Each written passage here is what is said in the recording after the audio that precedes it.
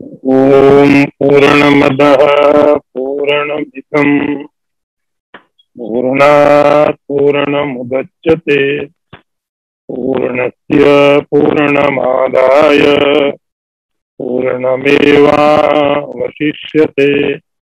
ओम शांति शांति शांति। शंकरं शंकराचार्यं केशवं वादरायणं सूत्रभाष्यकृतौ वन्दे भगवन्तौ पुनः पुनः। ईश्वरो गुरुरात्मेति मूर्तिभेद विभागिने व्योमवद्व्याप्तदेहाय दक्षिणामूर्तये नमः। ओम शांति शांति शांति।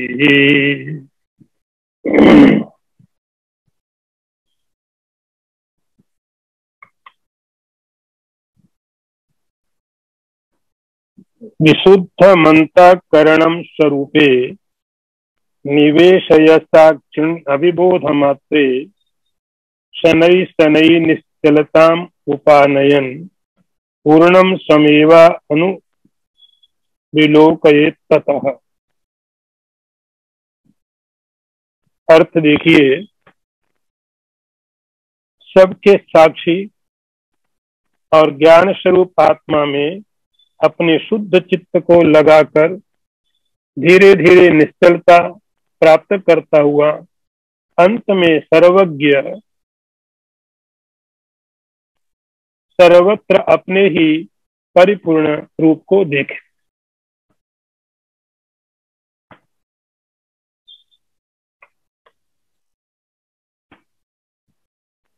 अभी हम लोग एक नए प्रकरण में प्रवेश कर रहे हैं जिसका नाम है आत्मदृष्टि। आत्मदृष्टि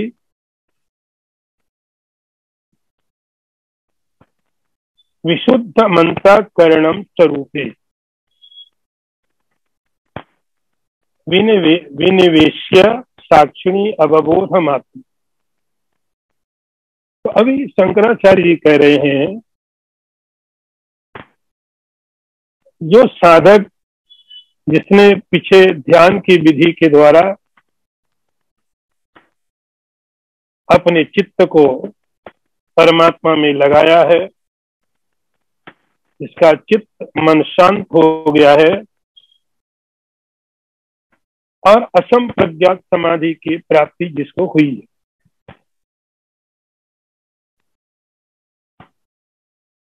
ये विशुद्ध अंतःकरण अपने स्वरूप में प्रवेश कर पाता है। एक बात आपको ये ध्यान देनी पड़ेगी, ये महत्वपूर्ण बात है, अंतःकरण विशुद्ध। केवल विशुद्ध अंतःकरण ही उस आत्म तत्व में प्रवेश कर सकता है। विशुद्ध अंतःकरण ही विशुद्ध आत्म स्वरूप में प्रवेश करे। जब अंतःकरण विशुद्ध नहीं है, वो अंतःकरण विशुद्ध ही आत्म तत्व को ग्रहण करेगा।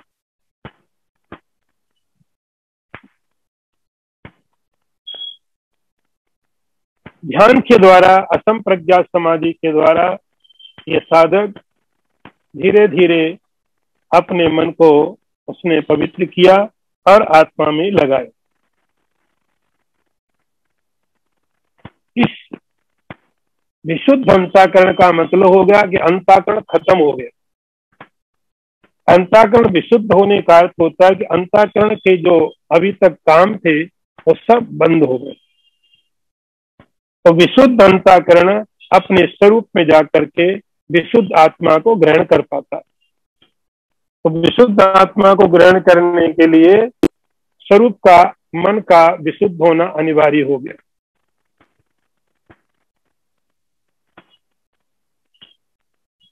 स्वरूप कैसा है? साक्षी है, अवबोध मात्र है, ज्ञान स्वरूप है। शनै शनै निश्चलताम उपानयन।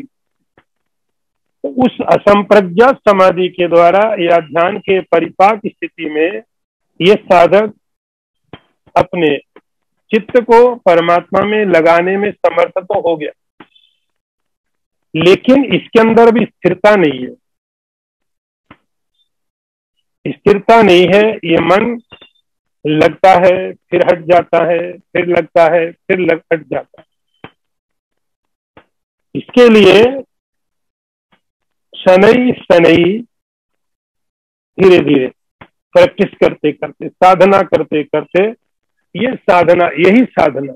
एक चीज आप यहाँ पर ध्यान रखें, जिसकी तरफ शंकराचार्य जी आपका ध्यान लेके जाना चाहते हैं, वो ये है कि आपको बहुत वैरायटी की जरूरत नहीं है,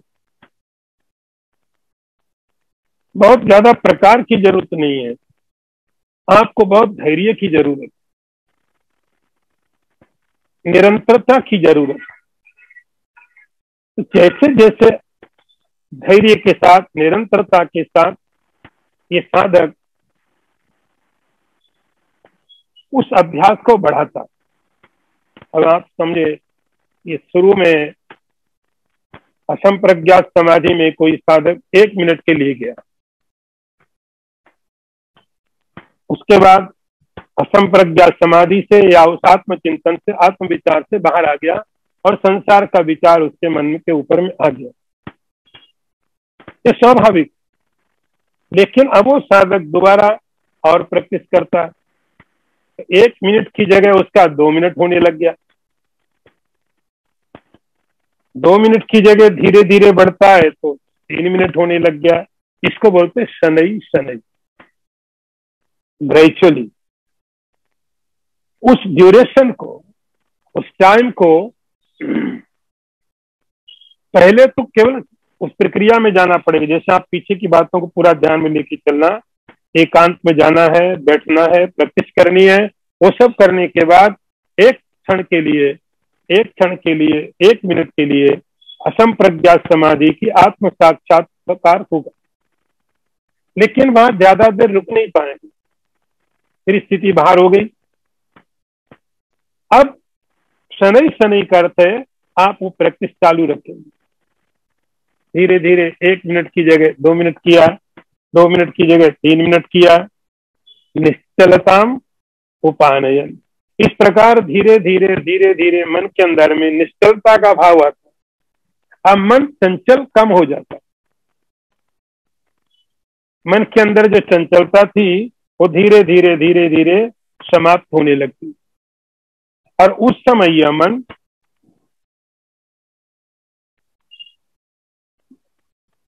विशुद्ध होता जाता और विशुद्ध होता जाए। तो जितना मन विशुद्ध होता जाता है उतने ही ज्यादा उसको पूर्णम स्वयमेव अनुविलोकयेत,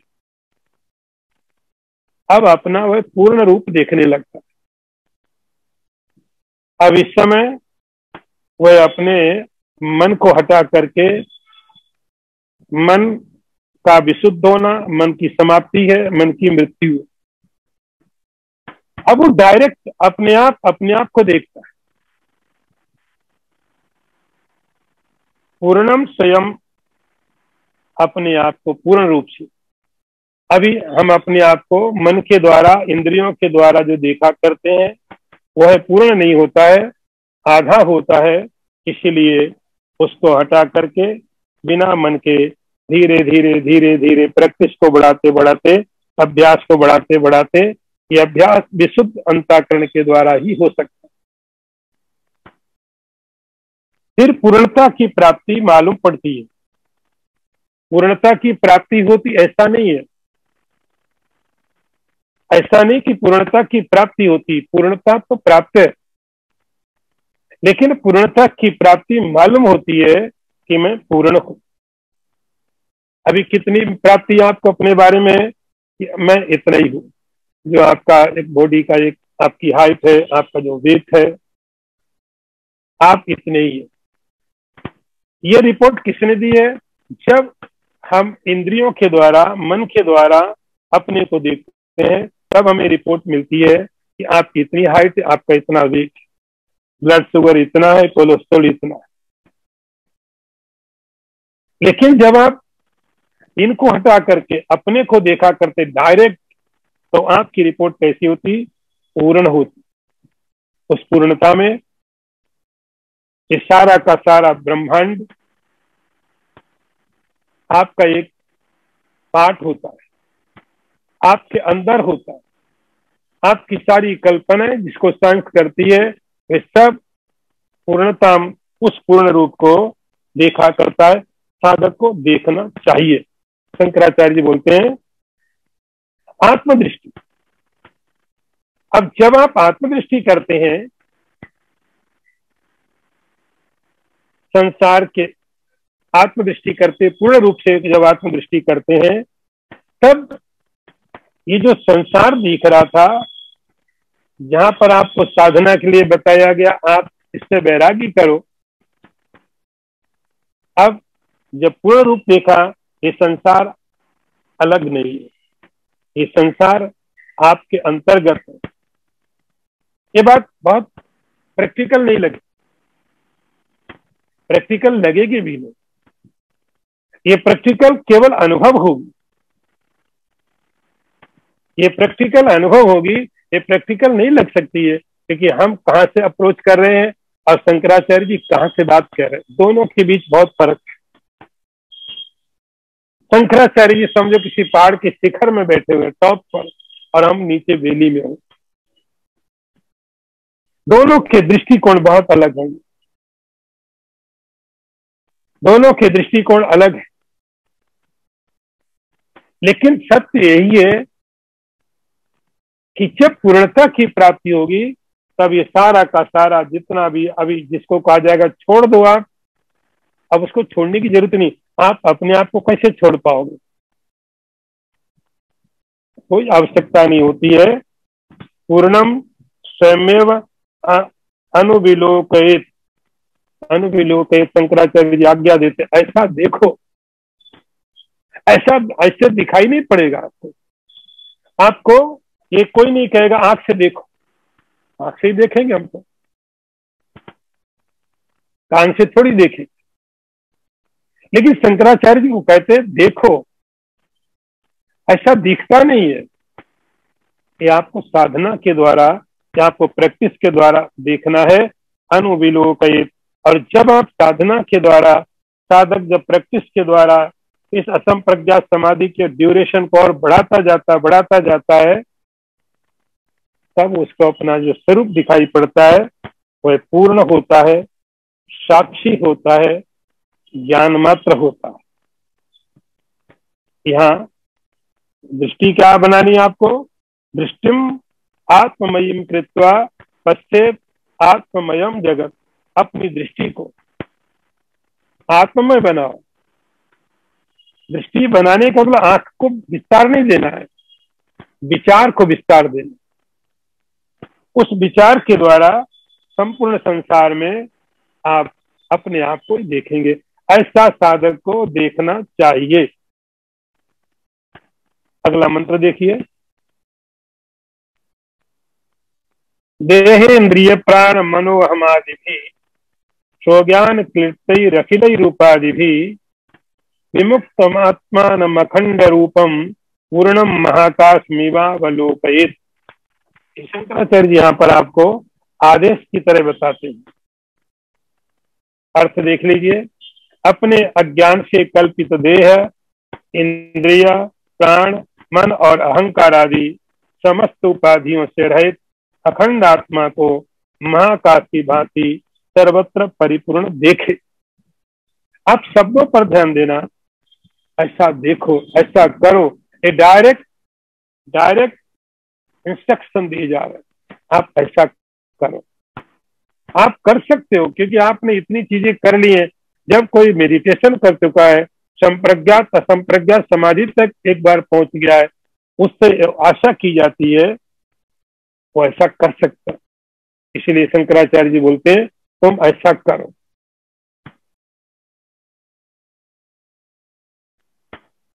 कोई विचार आगे चल रहा है जो पीछे मंत्र में लिया था, विशुद्ध अंतःकरण के द्वारा। कंडीशन आप ध्यान रखना, एक ही शर्त, यहाँ कोई ब्राह्मण, कोई सन्यासी, और कोई शर्त नहीं है। विशुद्ध अंतःकरण, प्यूरिफाइड माइंड,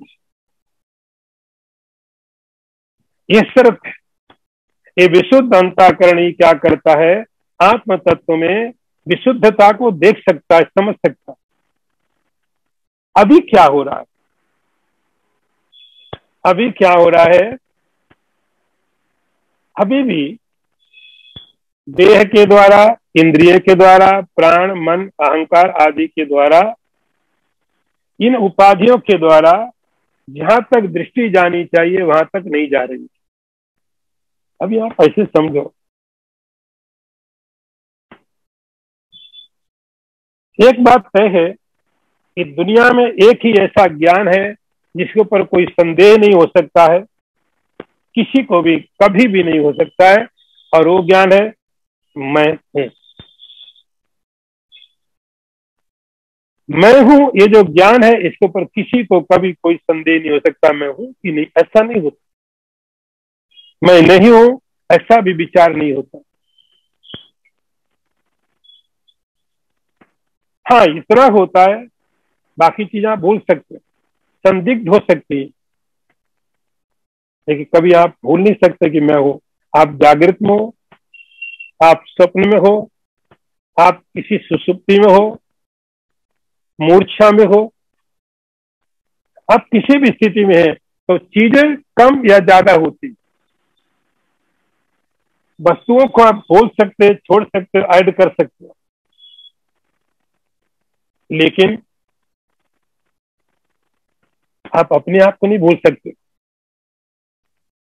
मैं क्या हूं ये भूला जा सकता, मैं क्या हूं ये भूला जा, मैं कैसा हूं ये भूला जा सकता, लेकिन मैं हूं या नहीं हूं ये कभी संदिग्ध नहीं होता।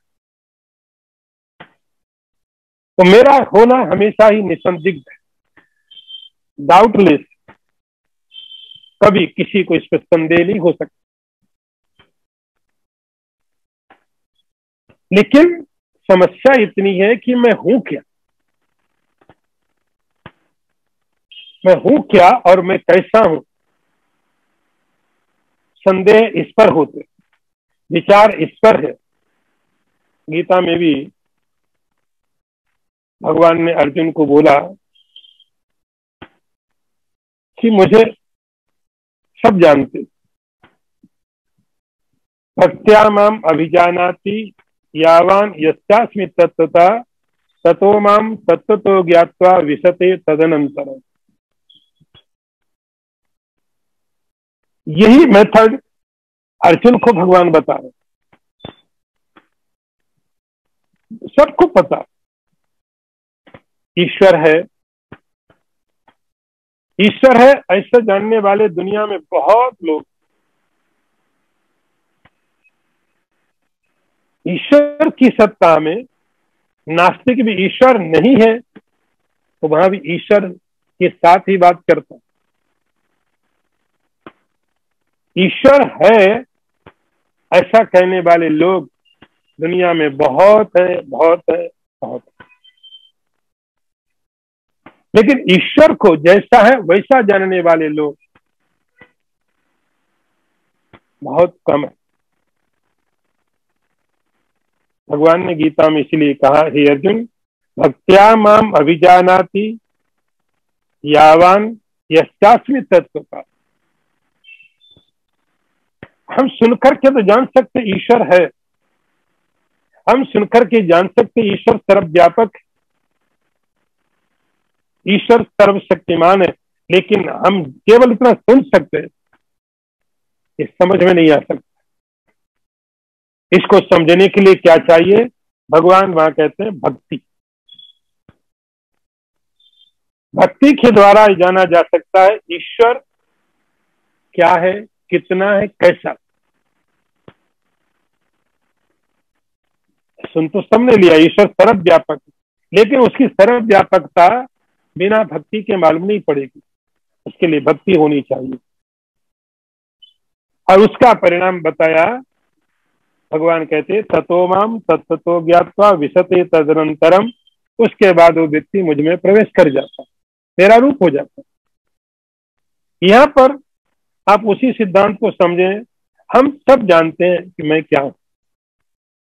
वो भक्ति मार्ग है, इसलिए भगवान के साथ जोड़ करके वहां प्रक्रिया बताई जाएगी।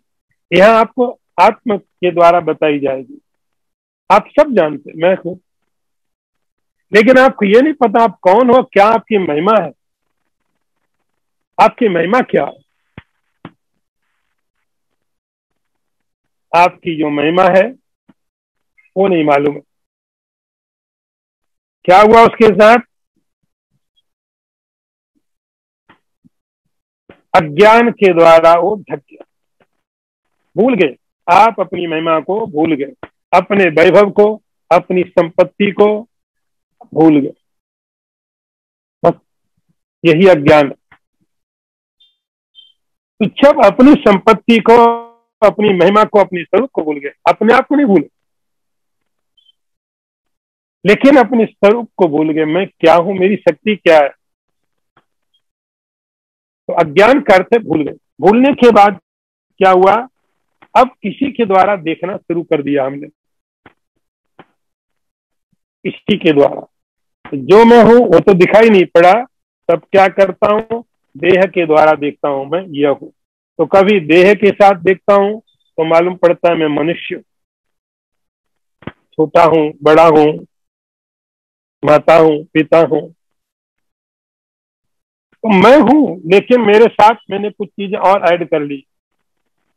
कभी देह के साथ, कभी प्राण इंद्रियों को जोड़ लिया, कभी प्राण को, कभी अहंकार को। आपने पढ़ा पीछे पांच महाकोश। पांच महाकोशों के साथ आप अपने को तादात्म्य करके देखा करते।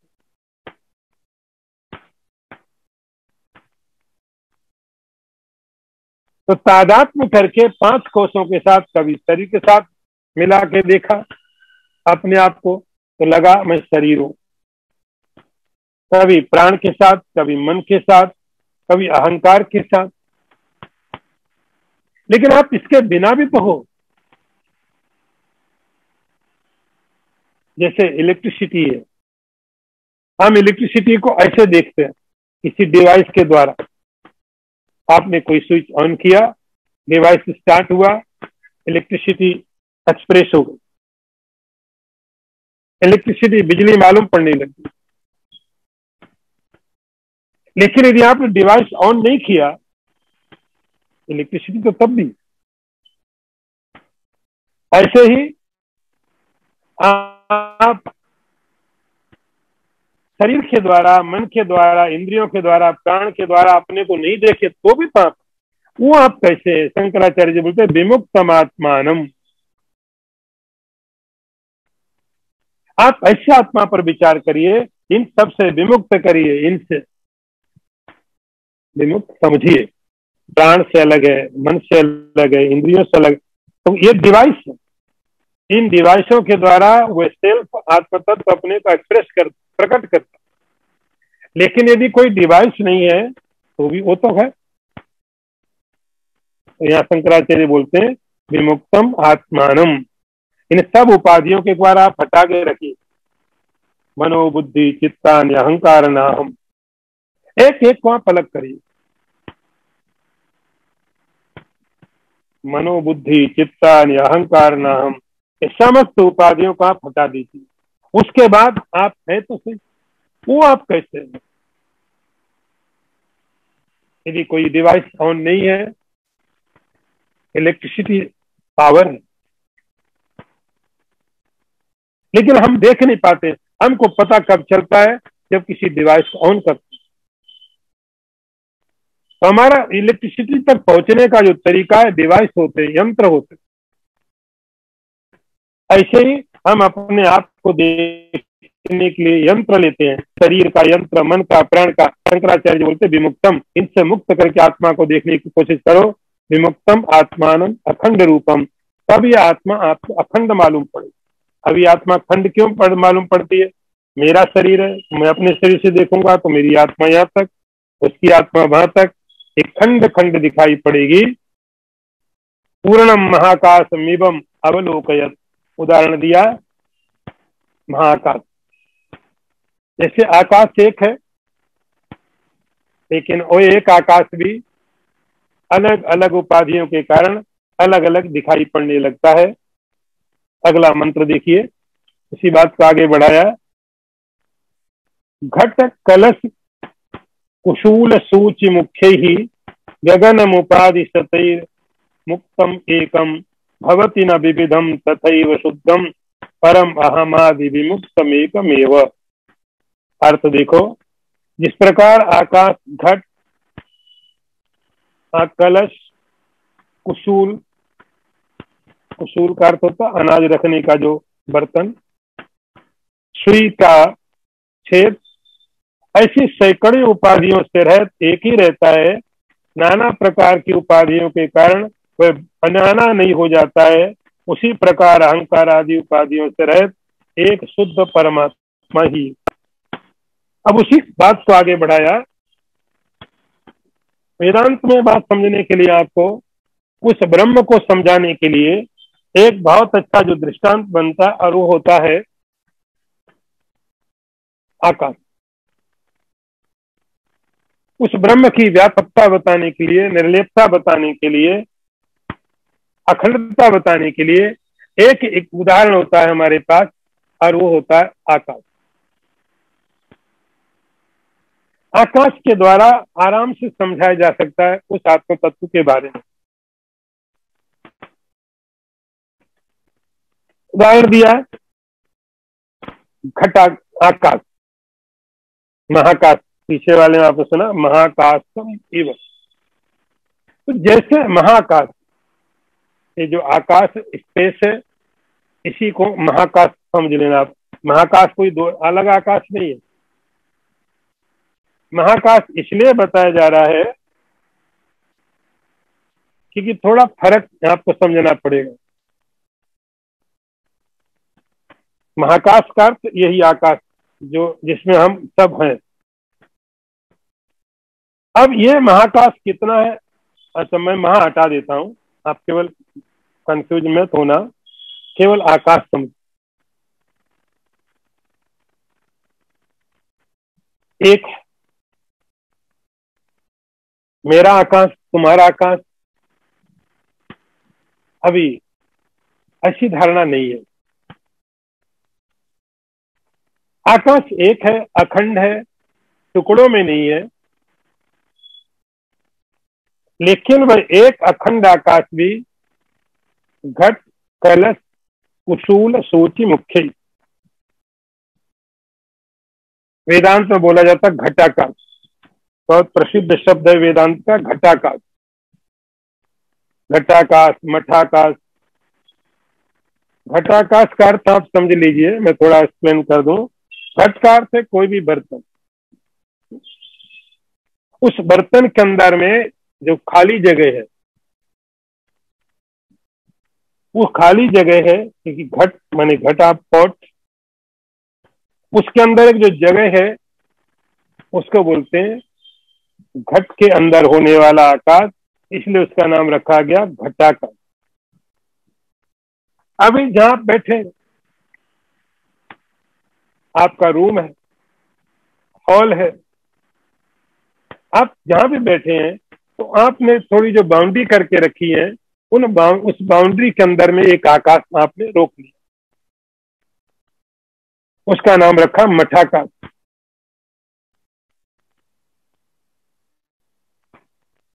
इस प्रकार से आगे और नाम दे दिए कुसूल, जो बर्तन होता है अनाज भरने के लिए, वह, और सूची, सुई, नीडल, उस नीडल के अंदर में धागा डालने के लिए एक छेद होता है, उसके अंदर में भी आकाश। इन सब जगह में आकाश, घड़े के अंदर में आकाश है, कमरे के अंदर में आकाश है, किसी गोदाम में, गोडाउन में आकाश है, और एक बहुत छोटी जो सुई है उसके अंदर जो छेद है उसके अंदर में भी आकाश है। इस प्रकार से हजारों हजारों अनंत अनंत चीजें हैं जिनके अंदर में आकाश होता। गगनम उपाधि सतही। अब ऐसी हजारों असंख्य अनंत चीजें हैं जिनके अंदर में आकाश है। अब आप ऐसे समझिए, वो जो पदार्थ हैं, वो जो वस्तुएं हैं, वे क्या है? उपाधि। और जिसको महाकाश कहा गया वही आकाश है। तो घड़े के अंदर जो आकाश है और घड़े के बाहर जो आकाश है, उसमें क्या फर्क? घड़े को डंडा मारा, तोड़ दिया, टूट गया, तो घड़े के अंदर होने वाले आकाश का क्या हुआ? वो कहां चला गया? और जब घड़ा बना तो आकाश उस कहां से गया उसमें? तो जैसे घड़ा बनते समय, कोई बर्तन बनते समय उसमें कहीं से आकाश घुसा नहीं और उसको टूटने के बाद कहीं निकला नहीं, लेकिन फिर भी हम ऐसा समझते हैं कि घड़े के अंदर में खाली जगह, हर जगह उसका नाम घटाकाश रख दिया। तो ऐसी हजारों हजारों उपाधियों के द्वारा इसी का नाम उपाधि, आप समझ लेना, इसी को उपाधि बोलते हैं। तो उस महाआकाश के अंदर में ऐसी असंख्य उपाधियां लगी हुई है, कोई छोटी है, कोई बड़ी है, कोई बहुत बड़ी है, कोई बहुत बड़ी। उन समस्त उपाधियों के अंदर में आप एक लिमिटेड, सीमित आकाश दिखाई पड़ता है। एक घड़े के अंदर जो आकाश है दूसरे घड़े के अंदर नहीं है। आपने 10 घड़े इकट्ठे रखे हैं, उन 10 घड़ों में हर एक घड़े के अंदर में अपना अलग स्पेस है। वो कंडीशन है, उपाधि है, बाउंड्री है वहां पर। 10 घड़े आपके पास में, हर घड़े के अंदर में अपना एक अलग स्पेस,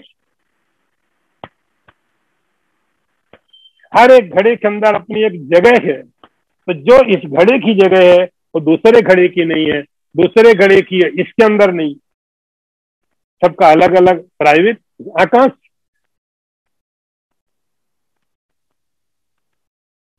आपके पास में 3 रूम है और हर एक रूम का अपना एक स्पेस। इस रूम का स्पेस अलग है, उस रूम का स्पेस अलग है। आप एक कैसे कर सकते हो? हर एक रूम का अपना एक जगह है, अपना एक खाली जगह है, स्पेस। ऐसे लेकिन यदि आपने वो बाउंड्री हटा दी, आपने बाउंड्री हटा दी, तो उस स्पेस का क्या हुआ? कुछ भी नहीं हुआ। तो ध्यान रहे कि जैसे जैसे आप बाउंड्री बनाते हैं, बाउंड्री के अंदर जो स्पेस है वो एक दूसरे के साथ में मिल नहीं सकते। बाउंड्री का काम यही होता है ना, मिलने ना दे। यही तो बाउंड्री। तो 10 घड़े किसी ने रखे हैं या 10 कमरे आपके पास हैं, उन 10 कमरों में हर एक कमरे का अपना एक अलग स्पेस, अलग जगह, वो एक नहीं। लेकिन 100 साल में, 200 साल में जब ये बाउंड्री टूट जाएगी, तो वो जो इस कमरे के अंदर आकाश था, उस कमरे के अंदर आकाश, वो बात खत्म हो जाएगी। ऐसे ही यहां पर शंकराचार्य बोलते हैं सतई विमुक्तम एकम। तो जैसे आप उपाधियों को हटा देते हैं, जैसे उपाधियों को हटा देते हैं, आपने घड़े तोड़ दिए, कोई बिल्डिंग गिर गई। अब बिल्डिंग गिरने के बाद उस बिल्डिंग में हजारों कमरे थे, वो टूट गई, तो उनकी जो स्पेस, पर्सनल जो जगह थी, उसका क्या हुआ? कुछ। ठीक इसी तरह ये बात समझ में आ गई थे। उसी प्रकार भवती न विविधम तथैव शुद्धम, इसी प्रकार से यही एग्जाम्पल आप रखिए। आकाश की जगह आप समझो आत्मा, ब्रह्म, ईश्वर, भगवान, कॉन्शियसनेस। वो आकाश की तरह या आकाश उसकी तरह। और शरीर, मेरा शरीर, आपका शरीर, उनका शरीर, ये सब अलग अलग घड़े, घड़े की तरह। ये उपाधियां है, इसलिए उपाधि है। घट घट में जो बस रहा, हिंदी में से कहते हैं जो घट घट घटकार शरीर। तो इस शरीर के अंदर जो, अभी आप थोड़ा कंफ्यूजन दूर कर लीजिए, इस शरीर के अंदर जो स्पेस है, जो कॉन्शियसनेस है, वो उस शरीर के अंदर नहीं है। उस शरीर के अंदर जो स्पेस है, जो कॉन्शियसनेस है, वो अलग है। इस शरीर के अंदर, तो हर एक शरीर के अंदर में, जैसे हर एक कमरे के अंदर अपना एक स्पेस है, उनकी बाउंड्री, हर एक घड़ा एक लिमिट देता है। हर एक शरीर आत्मा को लिमिट दे रहा है। तो शरीर, प्राण, मन, इंद्रियां, अहंकार, ये सब शरीर को, आत्मा को लिमिट देते हैं। इसके अंदर होने वाला मैं, इसके अंदर मैं, इसके बाहर नहीं हूं, बस मेरी इतनी लिमिट है। ये मेरा शरीर है, ये मेरा मन है, ये मेरा प्राण है, ये मेरी इंद्रियां, बस अच्छा।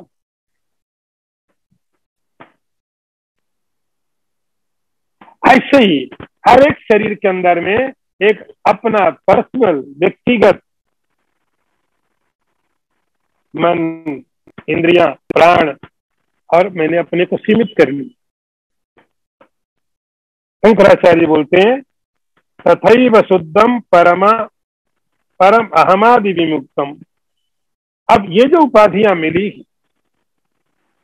इन उपाधियों के साथ आप अपने को मिला के देखते हो, जैसे घड़े बने और टूट गए। घड़े नहीं थे तो भी आकाश, घड़ा टूटेगा तो भी आकाश रहेगा। इलेक्ट्रिसिटी है, आप डिवाइस ऑन करेंगे तो भी है, नहीं करेंगे तो भी। तो जब एक शरीर का निर्माण हुआ, मन का निर्माण हुआ, अहंकार का निर्माण हुआ, उसके पहले में भी आत्मा था। ये नहीं रहेगा तो भी आत्मा रहेगा। हम बात उसकी कर रहे हैं, यहाँ बात उसकी की जा रही है। परम अहमादि विमुक्तम एकमेव, वही एक किसकी बात कर रहे हैं अभी आप ध्यान रखें। एक शरीरों के अंदर रहने वाले एक की बात नहीं है। इनको छोड़ करके घड़े के अंदर में अपना एक अलग आकाश, सबका अलग एक जगह है। लेकिन जब घड़े नहीं है उस समय आकाश एक।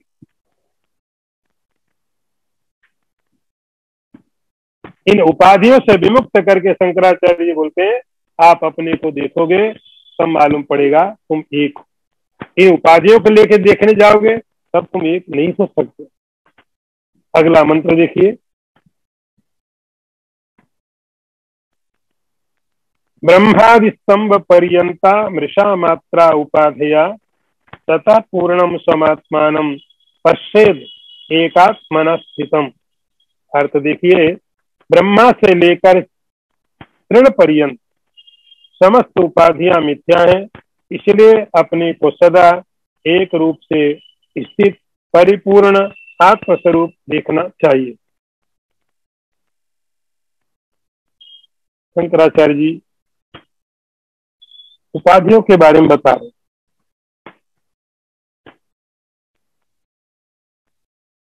अब ये उपाधियां क्या क्या है, कितनी? ब्रह्मा से लेकर के, तो उपाधि का दो तरह से आप समझेंगे। जितना संसार है वो सब शरीर है, सब शरीर। आपका ही शरीर नहीं है, सब शरीर है।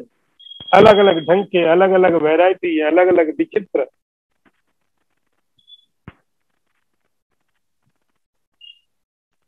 तो जितना क्रिएशन है, जितनी सृष्टि है,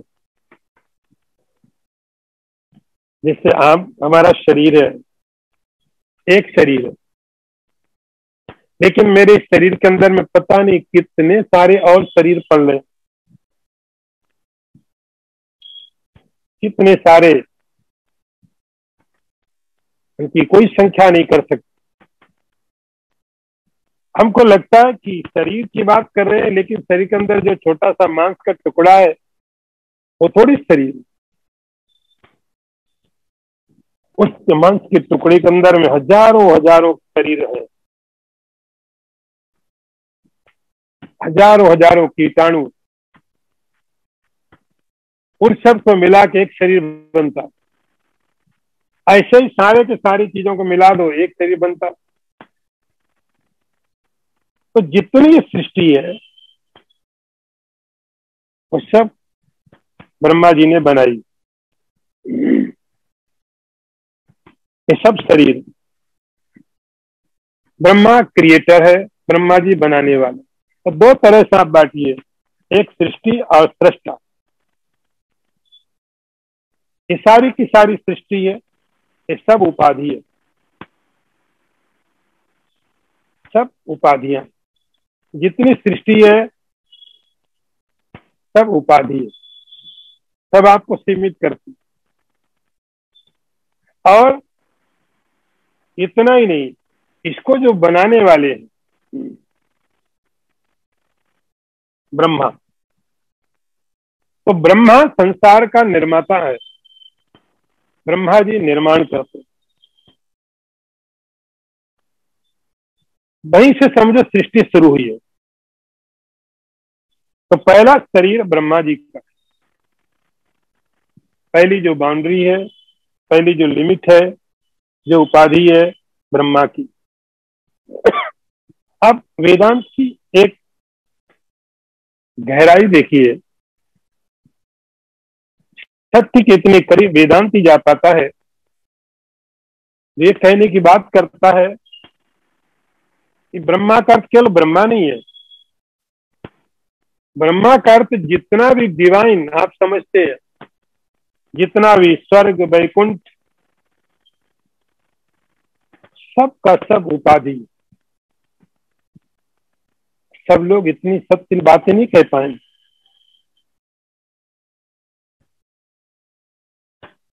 ब्रह्मा का शरीर भी एक उपाधि है, विष्णु का शरीर भी उपाधि है, शिव का शरीर भी उपाधि। और हिम्मत देखो, सत्य के प्रति निष्ठा देखो, ब्रह्मा से लेकर के और आप नीचे संसार में सबसे नीचे कहां पहुंच सकते हैं, परमाणु। कुछ भी आप सोच सकते हैं, जो भी आपको लगता है कि संसार में सबसे छोटी यूनिट ये है, ब्रह्मा संसार की सबसे बड़ी यूनिट है। ये तय कर दिया कि ब्रह्मा का जो शरीर है वो संसार का सबसे महान है, सबसे बड़ा। तो ब्रह्मा में सब आ गए, जितने भी दिव्य शरीर है, जितने भी दिव्य शरीर है, मैं बात कर रहा हूं दिव्य शरीर, उन दिव्य शरीरों से प्रारंभ करके सबसे नीचे श्रेणी तक जो छोटे से छोटा हो सकता है वो भी उपाधि। ब्रह्मादि स्तंभ पर्यंता मृषा मात्रा उपाधया। सब मृषा, मृषा माने झूठ, मिथ्या। मिथ्या का अर्थ ऐसा नहीं कि है नहीं, आप जैसा समझ रहे हो वैसा नहीं है। कैसा है? मृषा, ये कुछ समय दिखाई पड़ेंगे। तो जब आप पुराणों को पढ़ते हैं, पुराणों में लिखा होगा कि ब्रह्मा जी का एक दिन इतना बड़ा होता। ब्रह्मा जी के एक दिन के अंदर में, मैं आपको थोड़ा संक्षेप में बता दूं आपको बात समझने के लिए, कि जब मनुष्य लोग का एक वर्ष व्यतीत हो जाता है, एक साल, तो देवताओं का एक दिन व्यतीत होता है, एक दिन। हम जिसको उत्तरायण और दक्षिणायन बोलते हैं, तो उत्तरायण का अर्थ है देवताओं का दिन, दक्षिणायन का मतलब देवताओं की रात। तो जब मनुष्य लोग का एक साल व्यतीत होता है तो ब्रह्मा देवताओं का एक दिन एक रात व्यतीत होता है। इस प्रकार से 100 वर्ष तक उनकी आयु होती देवताओं की। और जब देवताओं के 1400 वर्ष बीत जाते हैं, 1400 वर्ष, तब ब्रह्मा जी का एक दिन होता है। ऐसे ब्रह्मा अपने 100 साल के समय से जीवित रहते हैं, उसके बाद उनका शरीर चला जाता है। मृषा मात्र का अर्थ हुआ कि कितना भी काल लग जाए, परमानेंट तो नहीं है। काल ज्यादा हो सकता है, सामर्थ्य ज्यादा हो सकती है, शक्ति ज्यादा हो सकती है, लेकिन परमानेंट नहीं। तो ब्रह्मा से लेकर के ब्रह्मादि स्तंभ पर्यंतम मृषा मात्रा उपाधया। और कुछ ऐसे जीव होते हैं क्षण में पैदा हुए और मर गए।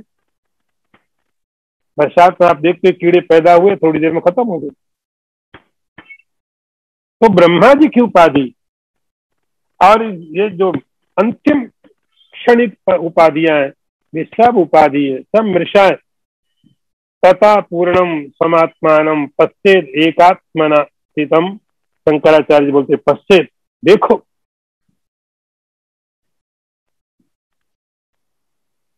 इन उपाधियों को हटा करके अपने स्वरूप को देखने की कोशिश करो। इन उपाधियों के द्वारा मत देखो। तुमने कभी ब्रह्मा के द्वारा भी अपने को देखा होगा, इंद्र का शरीर में मिला होगा, पशु के शरीर में मिले होंगे, पक्षियों के शरीर में मिले होंगे, सब चले। उन शरीरों के द्वारा, उन उपाधियों के द्वारा हमने हमेशा अपने को देखा है। उनके बिना पश्चेत एकात्मना स्थितम, जब उसके बिना शंकराचार्य बोलते देखोगे, तब एकात्मना, तब एकत्व को मालूम पड़ेगा, तब अद्वैत का दर्शन होगा। ऐसे अद्वैत की बातें की जा सकती है, एकत्व की बात की जा सकती है, समझ में नहीं आ सकता है। उपाधि लेकर के कोई भी एकत्व समझ नहीं सकता। उपाधि किसी की भी हो, इन उपाधियों को हटाने के बाद ही तथा पूर्णम, तब मालूम पड़ता है मैं पूर्ण हूं। जब मैं पूर्ण हूं तो मैं एक, तब इस अद्वैत का बोध होता है, तब इस अद्वैत की समझ आती है कि मैं एक हूं, अद्वितीय हूं सब जगह। अगला मंत्र भी देखिए। यत्र भ्रांत्या कल्पितम यत् विवेके तत्तन्मात्रं नैव तस्माद् विभिन्नम भ्रांतेर्नास्तेः भ्रांतिर्दृष्टा हि तत्त्वं रज्जु तद्वत् विश्वमात्म स्वरूपम। अर्थ देखो, जिस वस्तु की जहां भ्रम से कल्पना हो जाती है, उस आधार का ठीक ठीक ज्ञान हो जाने पर वह कल्पित वस्तु तद्रूप ही निश्चित होती है, उससे पृथक उसकी सत्ता सिद्ध नहीं होती है। जिस प्रकार भ्रांति के नष्ट होने से रज्जु में भ्रांति बस प्रतीत होने वाला सर्प रज्जु रूप का प्रत्यक्ष होता है, वैसे ही अज्ञान से नष्ट होने पर संपूर्ण विश्व आत्मस्वरूप ही जान पड़ता है। यह इस मंत्र में एक सिद्धांत दिया। पहले सिद्धांत, फिर बाद में 3 चीजें बताई गई हैं। एक सिद्धांत दिया है, फिर एक दृष्टांत दिया है, और फिर जिसके लिए दृष्टांत दिया वो बात कही गई। पहले सिद्धांत क्या है, सिद्धांत समझिए। शंकराचार्य बोलते हैं, जैसे हमने किसी चीज को कहीं पर भ्रम से समझ लिया, किसी अधिष्ठान को, किसी पदार्थ को आपने कुछ और समझ लिया, यत्र भ्रांत्या कल्पितम, चीज कुछ और थी, समझ कुछ और ली, इसको बोलेंगे भ्रांति से कल्पना होगी। कल्पना भ्रांति से हुई।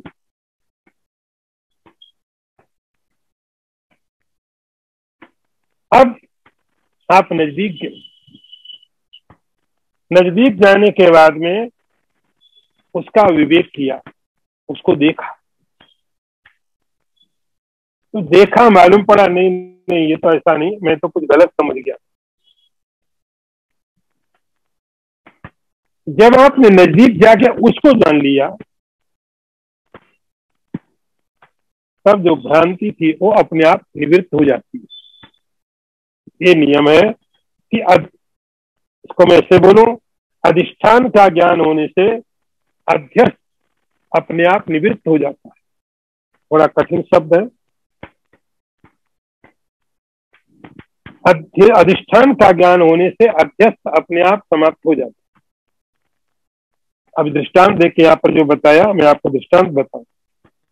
दृष्टांत वेदांत का बहुत पुराना, बहुत समय से आपने सुना नहीं, रस्सी और सांप का,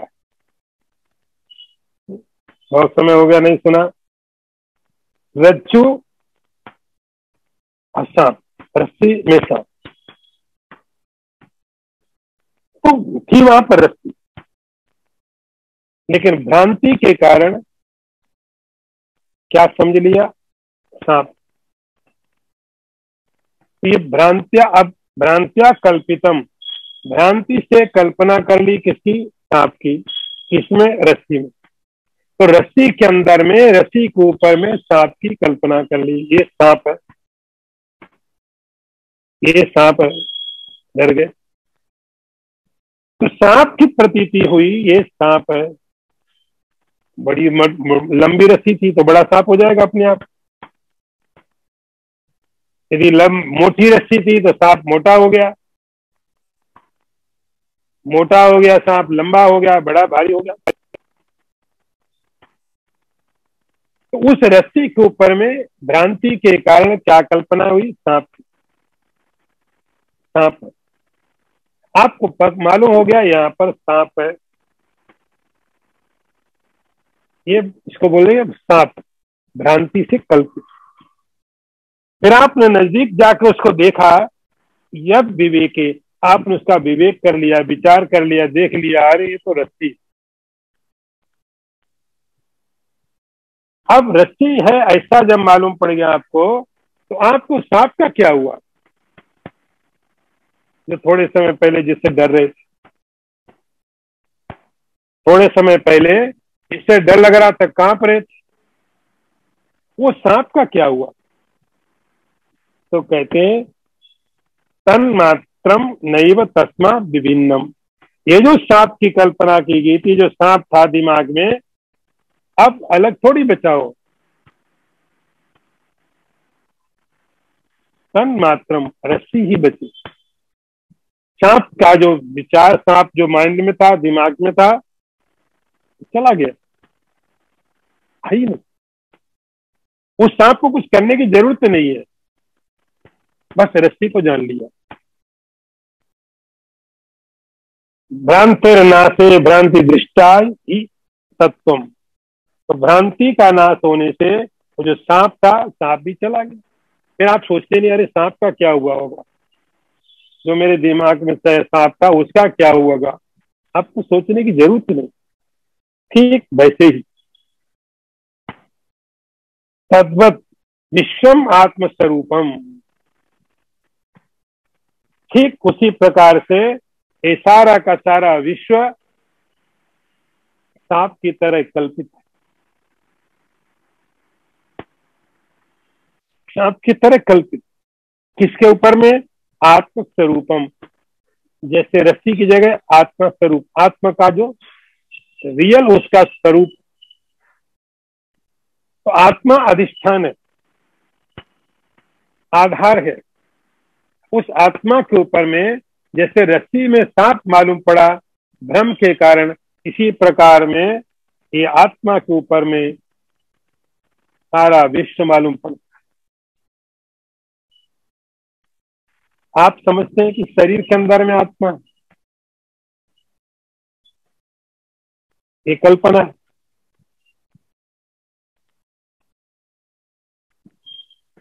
संसार के अंदर में आत्मा है,